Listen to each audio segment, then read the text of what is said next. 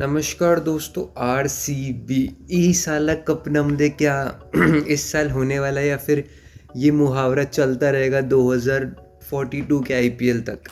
इसका डिस्कशन इस वीडियो के अंदर होने वाला है। जो इनका ट्रेड हुआ है अभी कैमरन ग्रीन, क्या वो बिल्कुल सही साबित होगा आरसीबी के लिए, और जो इनके पास रिमेनिंग पर्स बच रखा 23 करोड़ के आसपास का, उससे ये कौन से क्वालिटी प्लेयर्स को लेके अपनी टीम को फाइनल तक पहुंचाना ही नहीं, जीत भी सकते हैं, उसका डिस्कशन होगा। सबसे पहले ट्रेड की बात कर लेते हैं। कैमरन ग्रीन का जो इनको ट्रेड लिया है इन्होंने मुंबई से 17.5 करोड़, ओवर प्राइस ज़रूर से है, थोड़ा सा ओवर प्राइस्ड है ये प्लेयर। मतलब आप मान के चलो 13-14 करोड़ से ज़्यादा का नहीं है, बट ठीक है 17.5 करोड़ के अंदर आपने इसको ले लिया। बट मेन जो इनका सरदर्द होगा ना वो अब ये होगा कि फैफ को खिलाएं। फैफ तो कैप्टन ऑब्वियसली खेलेंगे, मैक्सवेल होंगे, कैमरन ग्रीन आ जाएंगे, तीन तो इनके ओवरसीज़ ये हो गए। अब जो फोर्थ ओवरसीज़ है वो इनको बॉलर खिलाना पड़ेगा, और वो बॉलर खिलाएंगे तो इनका जो 7-8 वाला जो पोजीशन वाले प्लेयर होंगे ना वो बहुत अच्छे इनको देखने पड़ेंगे, इंडियन वो भी, क्योंकि ओवरसीज़ अब नहीं खिला सकते। जैसे आपके पास पहले वेन पंडेल थे, आपके पास हैजलवुड थे, आपके पास फिन एलन थे एज ओपनर, आपके पास हसरंगा थे। हसरंगा बहुत बड़ी मिस है वैसे। आपको स्पिनर भी देखना है तो आपके से एक ओवरसीज स्पिनर अगर आपको चाहिए तो आपको पेसर भी चाहिए होगा। फिर आपका इंडियन पेसर और स्ट्रांग होना चाहिए, इंडियन जो पेस अटैक है। तो बहुत सारे इनका आप मान सकते हो बॉलिंग के अंदर बहुत झलम झोल है। अगर इन शॉर्ट बोला जाए तो बॉलिंग इनकी बिल्कुल भी नहीं है। सारे बॉलर्स को इन्होंने रिलीज़ कर दिया। हसरंगा रिलीज़ हो गए, हर्षल पटेल हो गए, सिद्धार्थ कौल हो गए, वेन पंडेल हो गए, केदार जाधव को भी इन्होंने रिलीज़ कर दिया, और इन्होंने ये जॉश हेजलवुड को भी रिलीज़ कर दिया क्योंकि इनका आईपीएल में सोने वाला है हाफ ऑफ द आईपीएल। तो इन्होंने ज़रूरत से ज़्यादा डेविड विली को भी इन्होंने रिलीज़ कर दिया। तो मतलब सारे बॉलर्स को जब इन्होंने रिलीज़ ही कर दिया तो फिर आपको फिर जो 23 करोड़ आपके जो पर्स है ना उससे आपको सारे बॉलर्स ही खरीदने पड़ेंगे पहले, क्योंकि आपका टॉप 6 फिक्स्ड है। ओपन फैफ करेंगे, विराट कोहली करेंगे, तीसरे पे रजत पाटीदार आ जाएंगे, चौथे नंबर पे ग्लेन मैक्सवेल, पांचवे पे कैमरन ग्रीन, छठे नंबर पे आप अब इन्होंने शाहबाज अहमद को भी ट्रेड कर दिया। तो आरसीबी के लिए दिक्कतें तो होगी इस आईपीएल के अंदर, बस ये कि इनका ऑप्शन अच्छा जाना चाहिए कि छठे नंबर पे फिर किसको खिलाएंगे। फिर आप 7, 8, 9, 10, 11 देखोगे कि आपको ऑलराउंडर्स वाला जो चाहिए। तो मेरे हिसाब से आपको इंडियन टारगेट करना है तो कार्तिक त्यागी को टारगेट करो।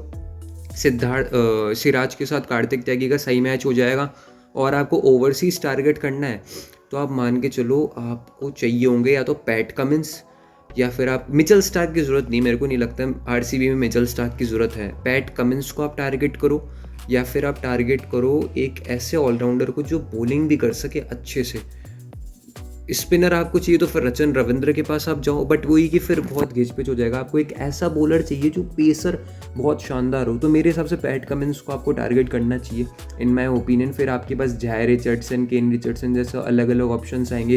रीसी टोपली आपके पास हैं, शायद से आपने रिलीज़ नहीं करा इनको, रीसी टोपली भी हैं आपके पास। तो मेरे हिसाब से पैट कमिंस सही चॉइस रहेंगे इनके लिए। अब अगर आपको मिडल ऑर्डर बैट्समैन देखना है तो आप के भरत को टारगेट कर सकते हो। पाटीदार के साथ भरत का भी एक आप मान के चल सकते हो। 5-6 पे अगर आप के भरत को लेके आना चाहते हो, उनको प्रमोट करना चाहते हो, के भरत भी आपके पास ऑप्शन है। शिवम मावी आपके पास ऑप्शन। अगर आपको इंडियन पेस अटैक चाहिए तो, अगर आपको स्पिनर चाहिए तो आप स्पिनर आपको चाहिए वैसे तो हसरंगा होकर बाय बैक कर लो। हसरंगा अच्छे प्लेयर है, अगर कम में आपको मिल रहे हैं तो आप उनको ही टारगेट करो दोबारा, हसरंगा को।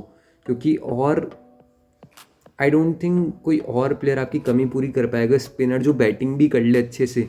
फिर रचिन रविंद्र है वो बहुत नीचे आ जाएंगे। डैरिल मिचेल, ट्रेविस हेड की भी ज़रूरत नहीं है इस टीम में। ट्रेविस हेड अगर आप देख रहे हो तो क्योंकि फैफ हैं आपके पास, तो मेरे हिसाब से आपको एक प्रॉपर स्पिनर ही चाहिए होगा। और ओवरसीज़ अगर आप देख रहे हो तो हसरंगा को बाय बैक कर लो, और बहुत अच्छी चॉइस है। हसरंगा आपको कम में मिल रहे हैं तो, नहीं तो आप एक बढ़िया पेसर ले लो, पैट कमिंस, और यार आप इंडियन स्पिनर देख लो। इंडियन स्पिनर्स आप देख सकते हो, या नहीं ले रहे इंडियन ले रहा हूँ, शार्दुल ठाकुर को टारगेट कर लो भाई। शार्दुल ठाकुर अगर आरसीबी में आ जाते हैं तो सिराज ठाकुर और फिर एक ओवरसीज पेसर सॉर्टेड है, पूरा मामला सॉर्टेड है। स्पिनर्स भी सॉर्टेड है। फिर कैमरन ग्रीन भी तो थोड़े अपने हाथ वाथ खोलेंगे ही ना बॉलिंग के अंदर, तो आपके सॉर्टेड हो जाएगा पूरा मामला।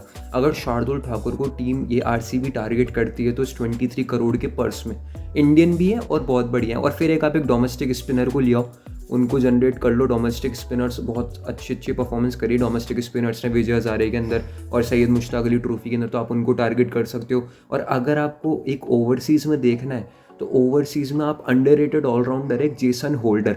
पैट कमिंस आपको नहीं मिलते, कोई बात नहीं, आप जेसन होल्डर को भी टारगेट कर सकते हो। बहुत फिट रहेंगे आरसीबी के अंदर।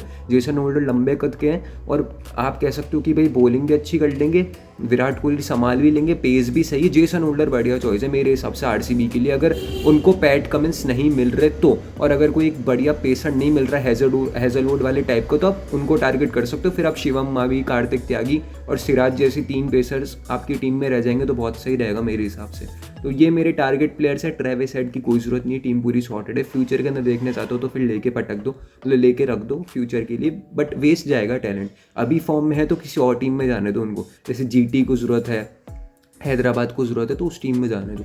आरसीबी के अंदर ज़रूरत नहीं है। और क्या लग रहा है आरसीबी इस साल कप नम दे, ये कमेंट बॉक्स के अंदर आप बताओ, मैं कुछ नहीं बोलूँगा। बहुत बहुत शुक्रिया वीडियो को देखने के लिए। वीडियो अच्छी लगी तो वीडियो को लाइक करना, शेयर करना, चैनल को सब्सक्राइब करना। और ग्रीन के आने से मजबूत तो होगी टीम, ऐसी बात नहीं कि नहीं होगी, बट ये कि थोड़े से ओवर प्राइस्ड हो गए, बट ठीक है फ्यूचर के अंदर आप उनको रखोगे संभाल के।